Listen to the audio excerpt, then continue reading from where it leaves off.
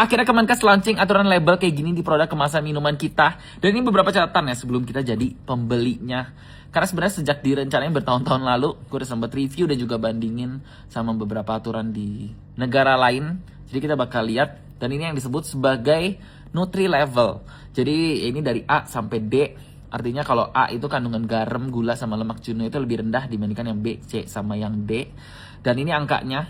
Jadi kalau kalian sering lihat komposisi atau kandungan gizi di belakang, sebenarnya ini jauh lebih gampang. Dan ini pertama bakal diimplementasiin di produk minuman. Jadi kalau kalian sering beli produk-produk botolan gitu, pasti kalian bakal lihat duluan.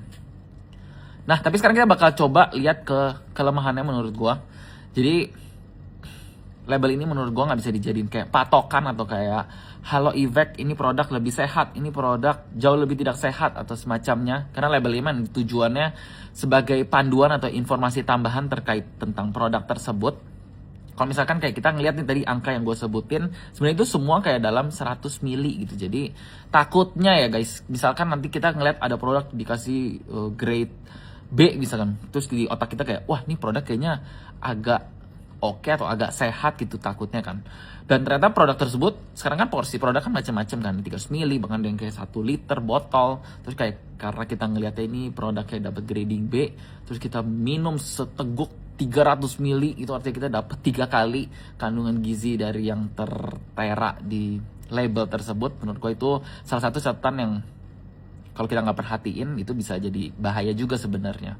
Terus misalkan yang kedua, karena sebenarnya menurut gue produk itu nggak cuma bisa dilihat sehat atau enggaknya atau bagus atau enggaknya itu dari garam, gula, lemak jenuh doang. Kalau kita misalkan ngaca ke aturan yang ada di Prancis misalkan yang mereka pakai itu namanya bukan Nutri Level tapi Nutri Score. Jadi penghitungan mereka lebih ribet, lebih kompleks karena mereka mempertimbangkan berbagai macam aspek lain, misalkan kayak ada kandungan proteinnya enggak, atau misalkan ada kandungan seratnya enggak yang enggak kalah penting.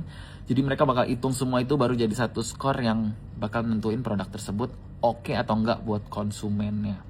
Dan juga yang ketiga menurut gue adalah karena ini ya sebenarnya semua pernyataan mandiri dari perusahaan lewat uji labnya sendiri. Jadi ya gitu, ngerti gak sih?